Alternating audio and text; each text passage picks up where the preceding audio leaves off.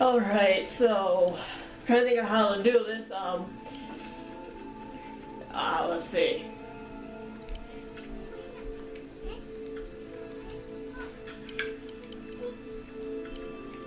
Alright, so this area is just the tutorial area.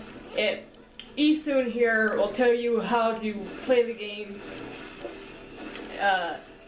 So this game, it has a currency thing. So you get currency by breaking pots and after like fighting enemies you get currency. So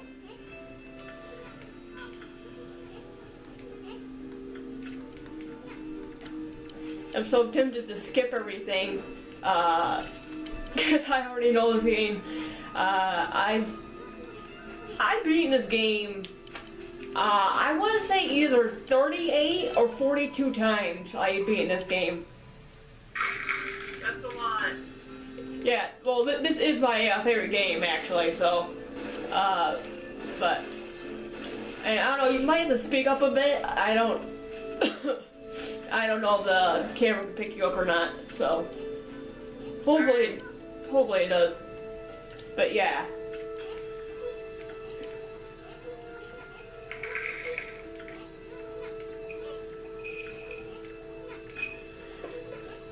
So tonight, I'm still telling the camera, people, if anybody ever watches this besides us, Izzy isn't here tonight, Roman isn't either. Roman probably won't, like, he won't be a regular, because he's so busy and all that.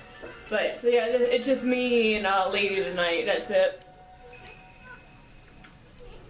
And we all know how much Lady loves to talk. Why? Well, you hardly ever say anything, and it's kind of hard for me. I'm not, like, actually I get to do the commentary for the first part. The first part's going to be post commentary, like I said to you earlier. But, like, so, well, years ago I used to do Let's Plays, and I would do live commentary, and then I found out we could do a post commentary, so I'm sort of the post commentary, and I actually prefer post commentary opposed to live,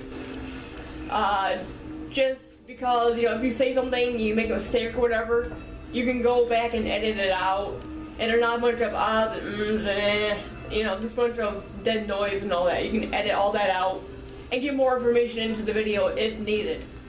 But if it's live how it is now, well then, if you say something, you get a location wrong or whatever, that's in the video, and you have to redo the whole video or whatever. So here's one of the first powers we get. There are excuse me.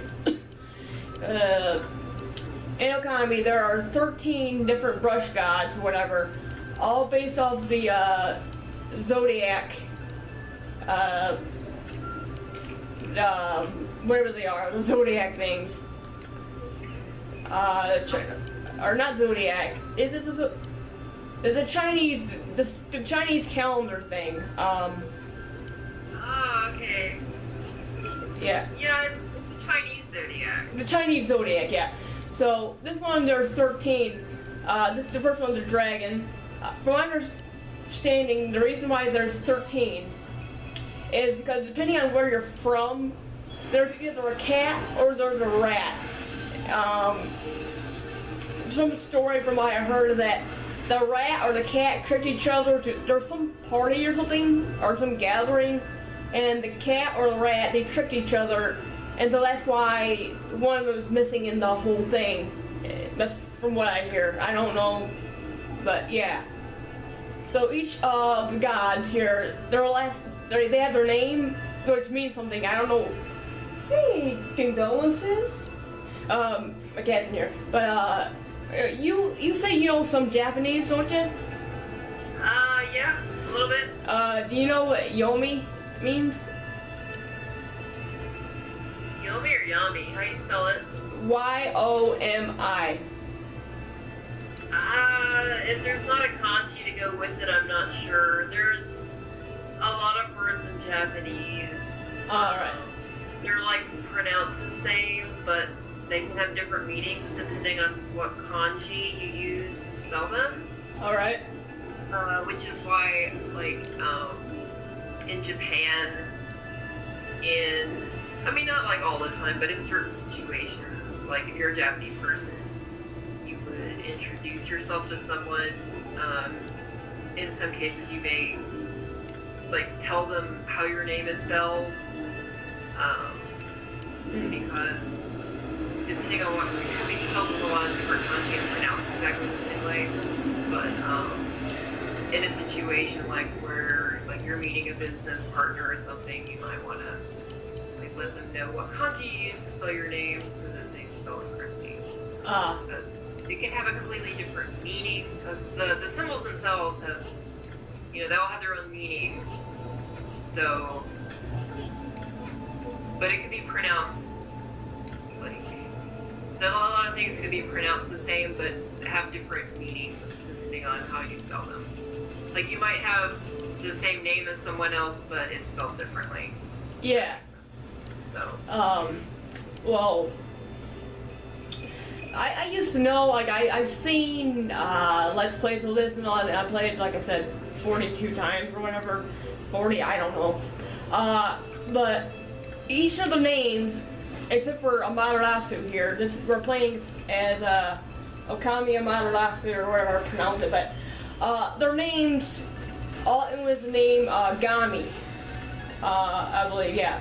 So that was Yomigami, and the next one is, I think, Tenshigami, and Tenshi, I think that's his name or her name, whatever. Its name, I guess.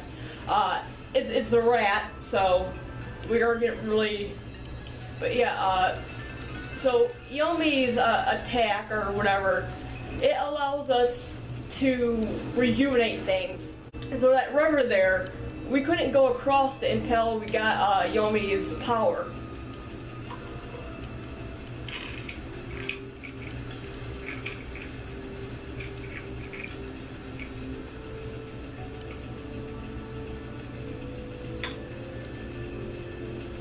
And there's actually this little, I guess, quote-unquote glitch I discovered on mine. Let's see if I can do it again. Now, it's going to be in a few minutes, about maybe 10 minutes. But, so this area that we walked through, or just ran through, you're supposed to find, not find, but you get introduced to your first enemies, and you can actually skip them. There's 2 spawn spots that you can skip, and so I'm going to try to see if I can figure it out, because it's been a while. But yeah, so go here, and we're using Yomi's ability again, and there you go, we fixed the sword.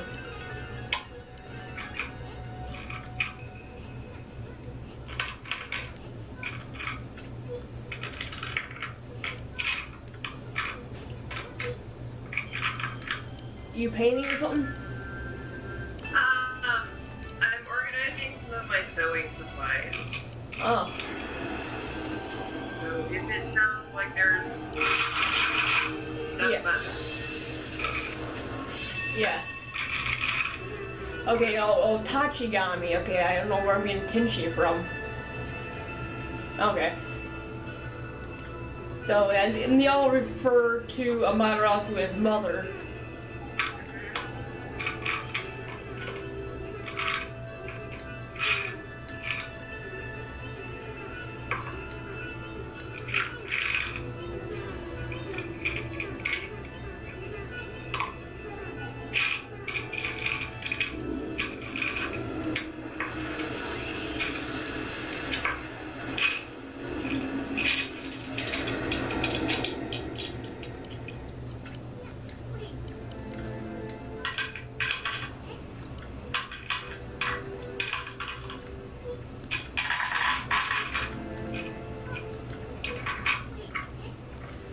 So was it? Yeah, Tachi's power is Power Slash. Power Slash, you'll probably be using that the most in the game. It is one of your main methods of attacks.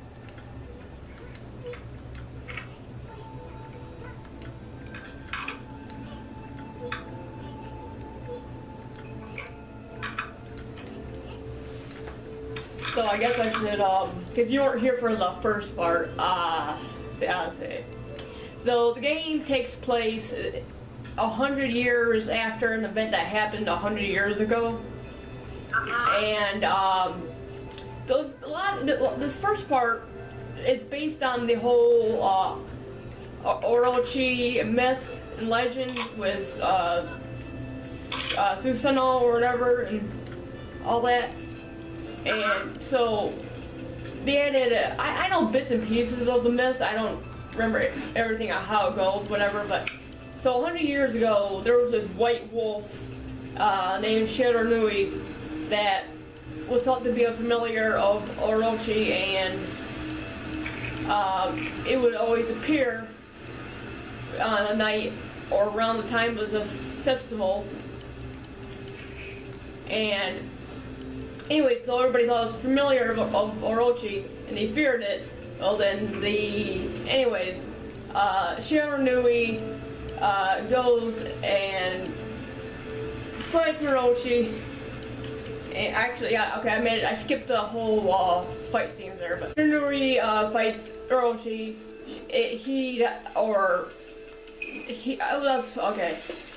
Basically, he ends up dying, and in honor, they create a statue of Shiranui. 100 years later, the statue gets turned into Amaterasu here.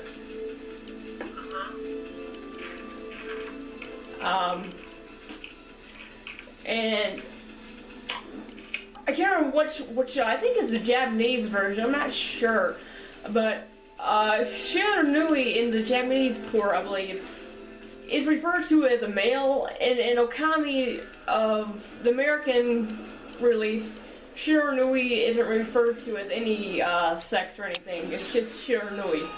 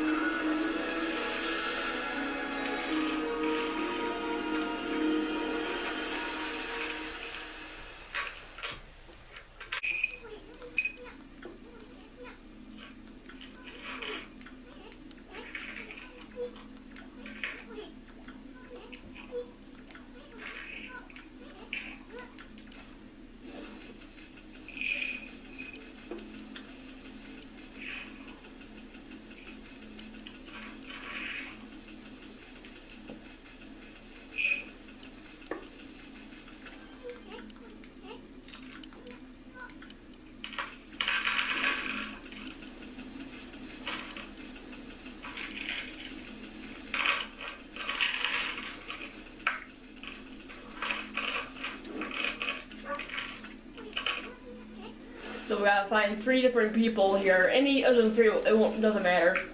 Isu will comment about like there being a statue that he doesn't remember there being, and so after you find a 3rd person, this helpful crazy taxi arrow will show you, will tell you to go to follow it.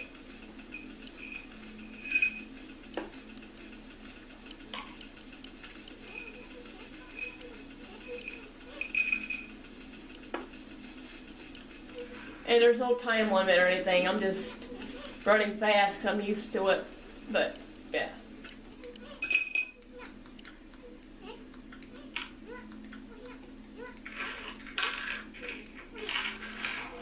So, oh yeah, another thing. So, anytime you see a word in red, it's basically telling you, hey, you need to do this, whatever. You know, so the word sun, and if you only had or whatever, we're all in red. That's basically your hint to draw a sun.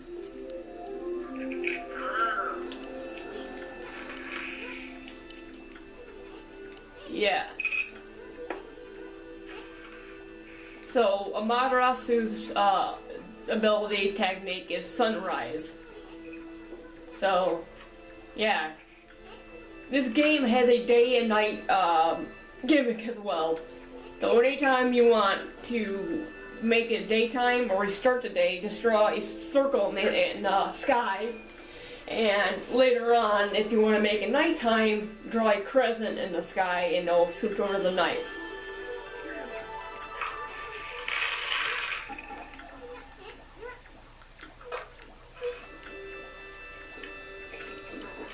So, this is the village elder, Mr. Orange.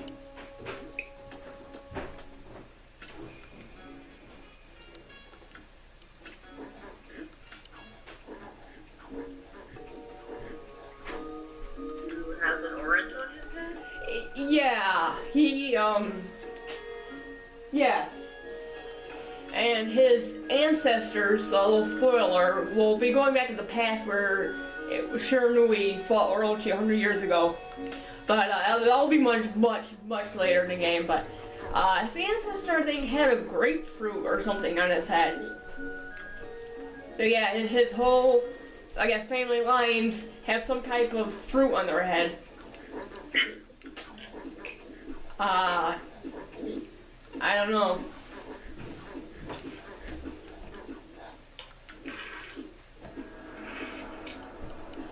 So this would have been, these are the green imps. We would have been introduced to them back in the story area, where River of the Heavens and Cave of Nagi. Okay, not River, this Cave of Nagi would have had them. Yeah, River of the Heavens, one of the few places that don't have any enemies.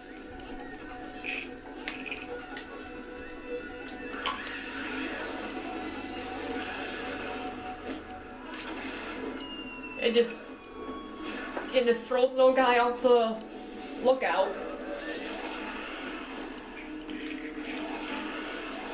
And so each enemy in Okami, if you defeat them after they hit 0 health, and you, like for the imps, it's different it's different for each enemy.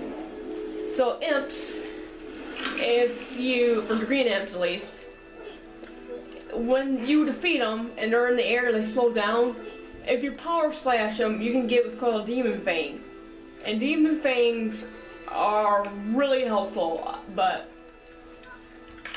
let me see, get to it. See.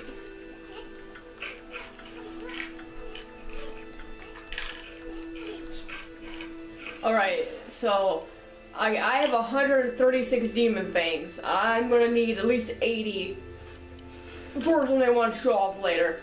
But, oh, that's another thing I could check. What do I... Okay, feedback fish.